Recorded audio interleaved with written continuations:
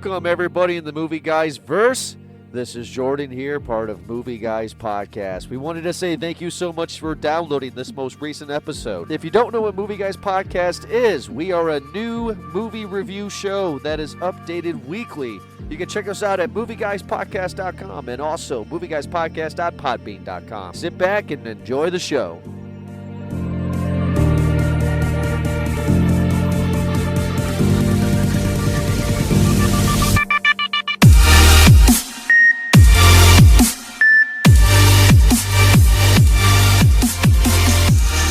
Valor Morgulis, everybody, and welcome to another special Game of Thrones episode of Movie Guys Podcast. I'm Ed of House Newcastle Rock. I'm here with Eric of House Hitsville. And Eric, if I were a king, I'd knight you 10 times over. How are you doing, buddy? I actually can feel winter right now. I'm coming down with a bit of a Night's King cold, if you will. Oh, no. Happy Easter, though, and it feels good with everybody. I mean, this is certainly the way to celebrate the holiday, if I can say so myself. Yeah, you know, I'm the kind of guy who likes to drink a lot of ale out of horns with his family. I think that's Giant's milk, actually. Well, it is Giant's milk, and eat bread with salt. As a housewarming gift with my family, so of course, But man, oh man, this episode. Whew. Hold on, now pump the brakes before we even break it down a bit more. Okay. We knew full and good and well that this was going to be more of a filler episode, right? Yes. Just more of that character here, and this is the situation of what's happening, and we got a lot of that tonight. And matter of fact, that's basically all we got tonight, with the exception of maybe some very touching human moments here. It seemed almost too almost too Hollywood, if I could say that. That's a thought. I was more thinking along the lines of this is going to be the last filler. I don't even want to call it a filler because.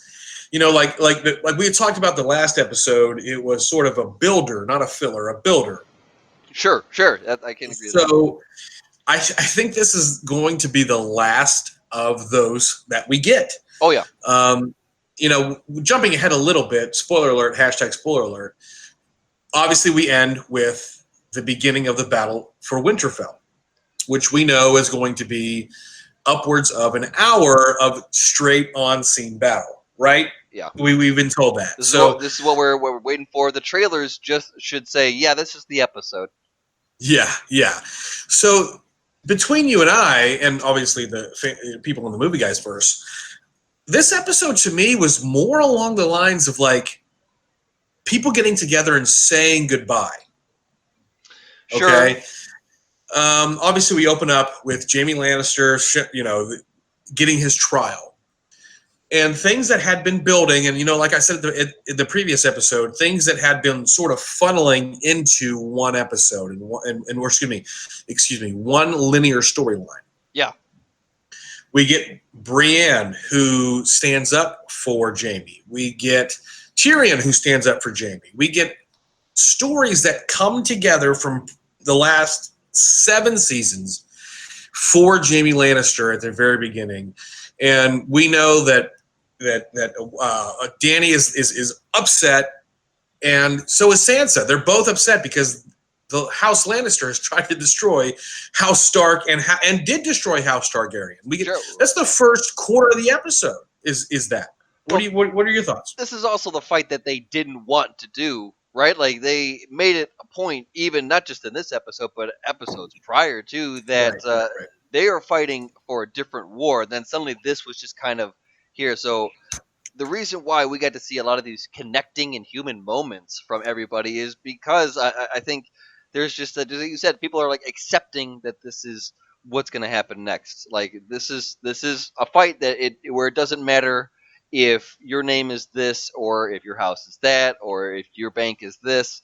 It does not matter. We're here.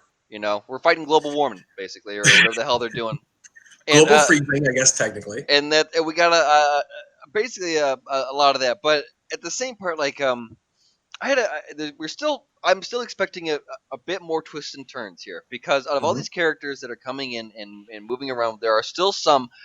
We've not heard from Melisandre in a while, and Right. she had obviously made some claims in seasons past too about where she would end up.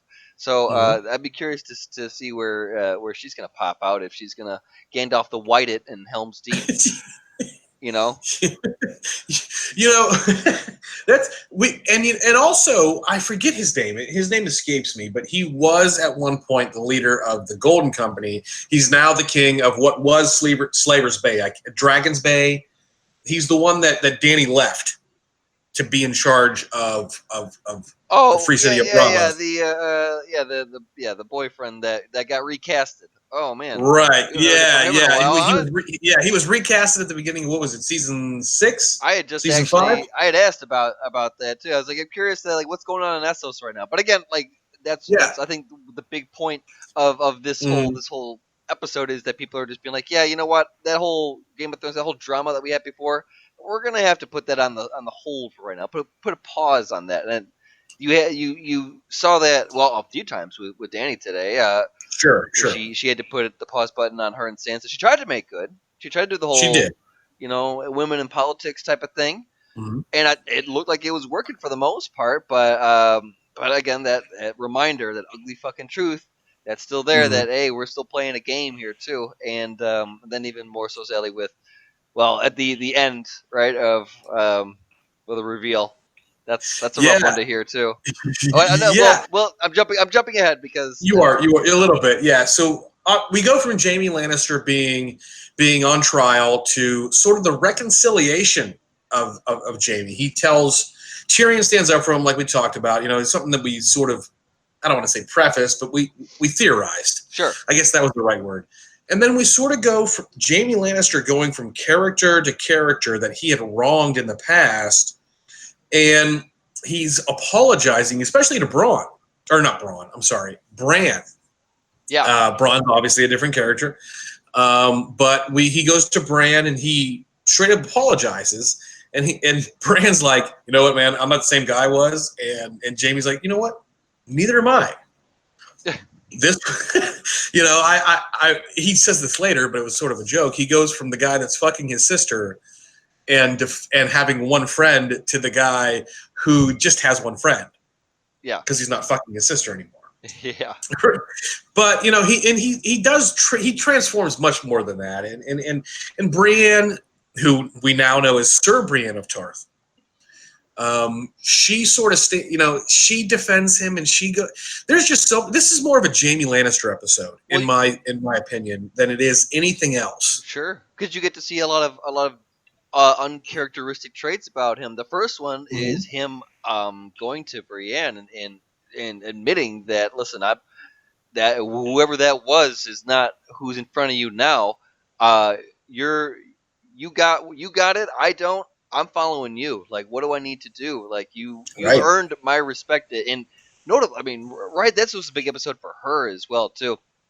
Not even, especially just that night scene too, because out of I think every character in this show, she's probably the most upright, the most diligent of all of them. She's the one who is gonna, if she says it, she's gonna do it. You know. Yeah. She's a strong character, and that was a good moment. But back to Jamie, yeah. So he has this moment where that's a good moment. I'm sure that's going to be a tasty treat for the meme tomorrow. That's for sure. Is him just looking lonely as she walks away, and she's like, "Well, I got to go away. I got to, she's fighting a lot of emotions too. Everyone is right now. It's that was one thing I didn't really think about, was the fact that the meme game was incredibly strong come the day after. Oh yeah. For the whole episode, mainly focused on Bran and Jamie. There were so many funny ones. Yeah, old Squints. Yeah. Squinty-eyed Raven. And Bran even he repeats a couple of things that Jamie had said, which was really funny in this episode. But anyway, we're digressing. I don't want to digress too much. When you say that, just to say, because he's done that before, Bran has. He did the same thing in the same spot to Littlefinger.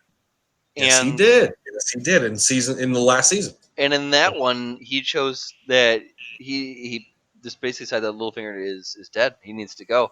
And in this one, he kind of does his same setup, but Jamie lives. Not to say that it was under his control, under the Three-Eyed Raven's control, but just notable contrast. Mm-hmm. So I kind of want to jump ahead because most of what happens in between Jamie's thing until they get to the circle around the fire. To call it filler is not the right word, but I can't think of anything else that really describes it that well. It really is filler. So let's just jump to the scene about 3/4 of the way through the end where they're around the fire. And, first you get Jamie and Tyrion talking to each other and making jokes. And they've had a really rough relationship with their families, with their family in the past. You get a couple of things, you get Tyrion who's like defending himself and Sansa who's really sort of defending the North. Okay. Those things are to be expected. So there's not a whole lot there unless Eric, I know everyone's fighting different wars, and they just happen to they are thrusted. This is like, stop, hold up, gotta deal with this real quick, and they're slowly realizing that this ain't a drill. That's 100%. So that's the filler, Yeah, and then so let's jump to that scene around the circle where you get people who really and truly have no ties to each other than the fact that they desire to survive. Okay. Forget about Jamie and Tyrion sort of joking about each other and to each other. Like, that's a normal brother relationship, normal sibling relationship. Once the whole group starts to gather, first of all, you get Podrick, who is literally the every freshman college girl's dream. He's hung like a horse. He can sing and he can fight. All right, so we hear him sing. But previous to that, they all start to sort of tell stories. And I love Tormund and his stories, and he just chugs that ale or that horn of ale. Doesn't break eye contact. Keep eye contact. We're all about to die. I still want to fuck the big woman. Like that was the meme for the last 2 years, is him and Brienne of Tarth. But there's sort of a point I want to bring up. Please do. Are they all about to die? Everyone in this circle. There's such a mix match sort of random quilt of people that come together for no reason, and they're all saying goodbye to each other. Is that something that in your thought process, the same as mine, is that maybe all of these people are going to die for each other? It's it's hard to. There are so many predictions because it's Game of Thrones. I don't know what's going to happen. You don't know what's going to happen, and that's just the beauty of this. So to say who will live and who will die, and by how is just, you might as well just buy a few tickets in the lottery. You could have a best guess, but yeah, I mean, you have Tyrion that says, "Oh, I think we'll all live," type of thing. Does he? I wonder if he means that in metaphorically type of thing. If it's just like they all get killed and they live on in the maybe that's to be dumb, that'd be crummy. But we'll see how that goes. It's this moment though where you don't they don't realize the impact that they've had in each other's lives, That's a great point. And very, very much indirectly from like 3 links down the chain type of thing. I mean, just because of one person's meeting with this road person here, and then they brought them to around here to meeting, whomever in a King's Landing. It's a lot of it, and you get that acknowledgement a lot. You get that acknowledgement with Arya and Hound. You get that acknowledgement with Bran and Jamie, with Sansa and Theon, because Theon has made his return today as well. He's back here to Winterfell trying to make amends. He's like, "Hey, I've done fucked up. Well, I'm gonna hear and make sure that it doesn't happen again." Everyone's showing up to play, and dude, you get that. Dude, that's a great point. I thought about it watching the episode, but not as we were talking about it. The moment that Theon says to Bran, "I took Winterfell from you. Now let me help you defend it." That whole scene leading up to that gave me chills when they're talking about how to defend Winterfell, because according to Thormund, we've got less than 12 hours. It's dusk now. It's here. Dawn's about to come. We're about to have the fight of our lives. And then they all get together, and they're strategizing, and basically what you see is, in my opinion, and again, correct me if you think I'm wrong or jump in at any moment, the way I see that is that's really, what's his name, Robb Stark. That's like what is Jon Snow is everything that Ned Stark and Robb Stark and all the greatness of the Stark family put together. That's what you see at that moment. Sure. You see the strategist, the guy who never wanted to be the leader, having the lead. Well, this is a guy who, his entire life, he feels that he's been put into this destined path that he doesn't want to live, and it seems that like every turn that he takes, that where he's just like a resistance, or he's just like no, no, no, it just gets more and more and more. Like he just keeps on building. It's like he's going downhill and he doesn't want to, but in the good way. Like it's building up momentum. I mean, in that regard. Let's talk about the most surprising thing. I don't know if you caught this. Ghost is now back. Yeah, where did he come from? All of a sudden, he just shows back up. He just shows right back up. Quick slid back right into the DMs there after taking. Yeah, he sure did. Nobody knows where the hell he came in, but dude came in the back door, the doggy door, and was just like, yeah, I'm here now. Got one scene, so no elephants, but one ghost. Was he with the Night's Watch? Theoretically speaking, was he with the guy's name? The guy that looks like the professional wrestler who was Neville, who's now Pac or something. Yeah, I know you're talking about. He's now Lord Commander of the Night's Watch. Was he with the Night's Watch? Was he just all of a sudden? Those were all black people. Like wear the black. Those were all night watchers. They took the black, the men of the Night's Watch, correct? And their conversation about their brotherhood is another thing too. So that was a good thing. Them reflecting again. Everyone had their human moments here. I don't understand. Well, if they're showing Ghost, that means Ghost got to get some action, because you just can't show me that and then the next scene is 2 episodes down where Ghost is laying, dead somewhere, and be like, oh, well, wrap that up real quick. Yeah, and I don't want to hark on this point. This is a special episode, obviously just you and I, so we're not going to hark on this point. But just theorize with me, okay? Sure. So we basically get, how can I word this without trying to give my thoughts away to you? We basically get an entire episode of the ending of relationships. Closure. Yes, perfect standpoint.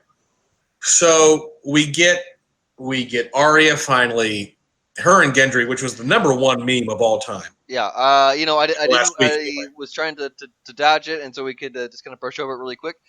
Very awkward.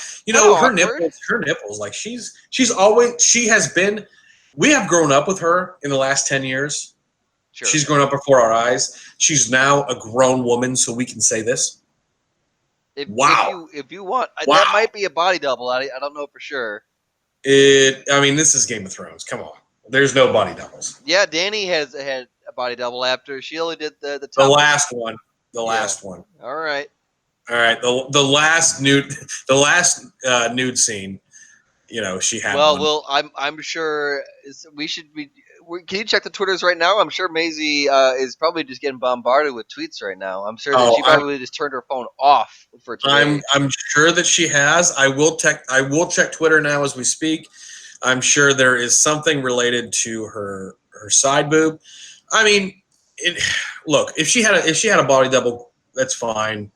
But I didn't catch any CGI there, and it wasn't straight on.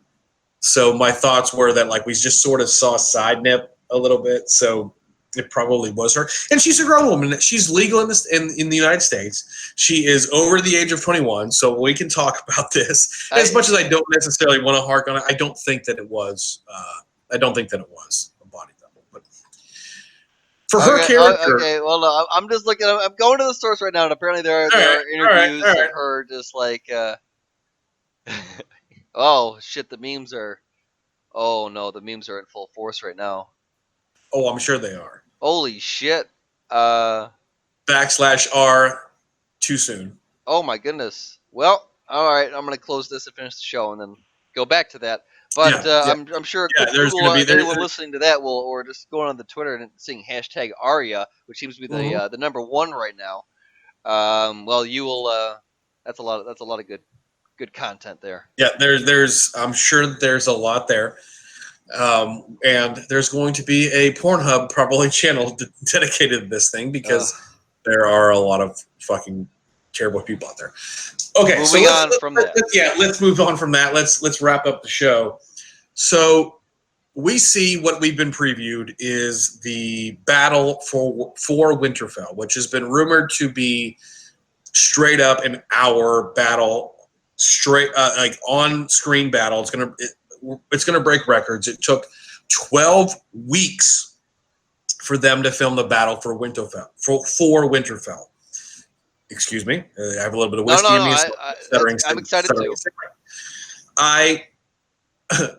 My butthole literally tingled when I saw that for the on the TV. When I saw what was about to happen next week,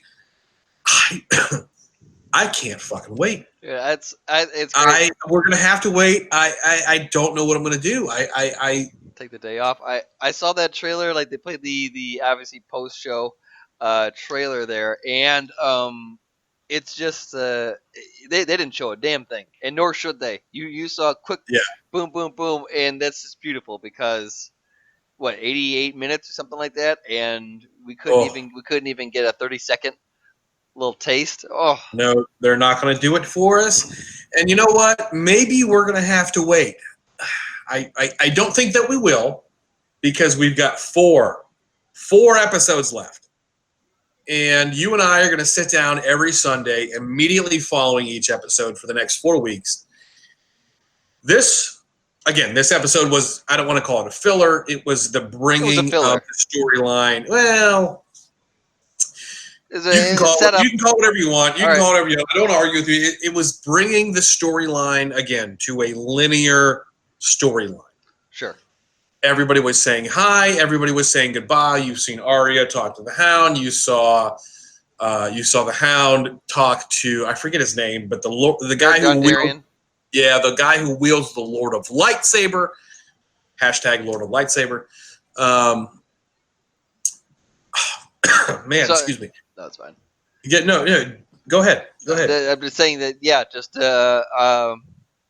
just going over everything, just kind of preparing for Doom. I like it too because after the war room, she's like, "All right, everyone, go get some sleep." It's like, ain't nobody fucking sleeping, dude. Right. Ain't nobody sleeping. I mean, we talk about Grey Worm too, because he and Melisandre, dreamed of like, hey, after this war is done, like, what else? We did it, right? We can leave.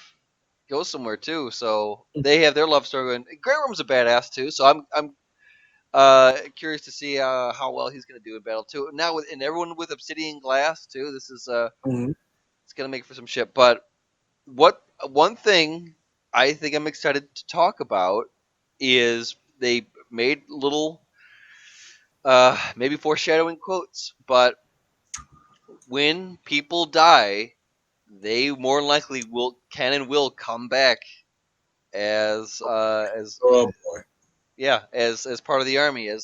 They're not White Walkers, right? Whether it's wraiths or just they're whites. Oh, whites, yeah. So we've got we've got the Night King who was created by the children, the whites who are his generals, and the White Walkers were created. They're the zombies. They're the Walking Dead, No More Room in Hell, whatever you want to call them. They're the zombies. Yeah. And it's shown throughout the episode that we have people that are going inside the crypts. The last thing I want to bring up before we go into our final conversation, final few moments, is InsideTheCellar.com. It's a great sponsor. They sponsor us, and I just want to keep talking about them because it's something that's awesome.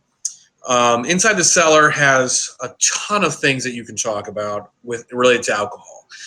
Inside the Cellar has craft beer. They have wine. They have things related to all those things. They can teach you so many things related to alcohol, especially things to pair them with, craft beers that you'll never be able to get outside of basically outside of your local supermarket or your local liquor store. So you can go inside the crypt and go to InsideTheCellar.com, and everybody please definitely hashtag Inside the Cellar. So last thing I want to talk about before we end the show. Okay. Man, oh man. We're in for basically the best 4 weeks, the best month of anybody who's ever followed this show. Sounds like get rid of this fucking sickness maybe, then so I can enjoy it properly. But well, you're going to turn into a white. Yeah, I think that's obviously what's happening next here. I don't want to theorize. I don't want to theorize because for me, there's just too much here. Okay. Yeah, there's a little. Yeah. Thank you. Next, this episode. That's all this was. It was just like, okay, got it. Yeah. We're gonna move on. Everybody, please be prepared for next Sunday. About this time, we're going to go live because we know that this episode, the following episode is going to be about 90 plus minutes.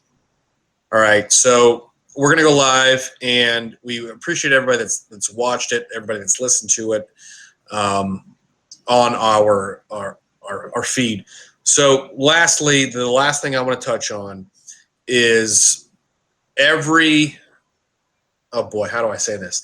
Every single week, we've got new things that we're going to talk about. But every single Sunday, please follow us on YouTube because we're going to talk about Game of Thrones for the next 4 weeks. Actually, I have one quick theory that I okay, go ahead. Now that I remembered this too. The theory was that when the battle happens, the Night King ain't no dummy. The theory is that he would take his dragon to King's Landing with Cersei and all that crew there, and he would just basically with the dragon just demolish that whole fucking everything down there, and then raise them up, and then they'd push. Because there's two dragons at Winterfell, so like he ain't gonna Yeah, because we've already been told they're not going to fight in the fight to come. The dragons will not? Yeah, they told us they're going to sit and fight for Bran. The dragons will. The two dragons, yeah. In this episode, they told us they're going to sit at the what do they call that? The tree. The tree. Yeah, wherever Bran's, because Bran's going to be the bait. He wants to bait the Night King out. And we had sort of theorized in the last episode that Bran is going. Maybe Bran's the catalyst. Maybe Bran's the end all be all, and he's proved that. Like our theory was correct from the previous episode. So, man, that's a great theory. That's a great theory. Sit on it, and then we'll come back next week. At us at Movie Guys Pod on Twitter, at Movie Guys Pod on Instagram. Follow us on Movie Guys Podcast on Facebook, movieguyspodcast.com. And absolutely, this is live. Absolutely live, immediately following the episode every week for the next 4 weeks on youtube.com. Hashtag Game of Thrones. All right, that's all. That's all. Let's just end this episode here. I am Ed of Newcaster Rock. course, Eric of House Hitsville. Everybody, Valor Morghulis.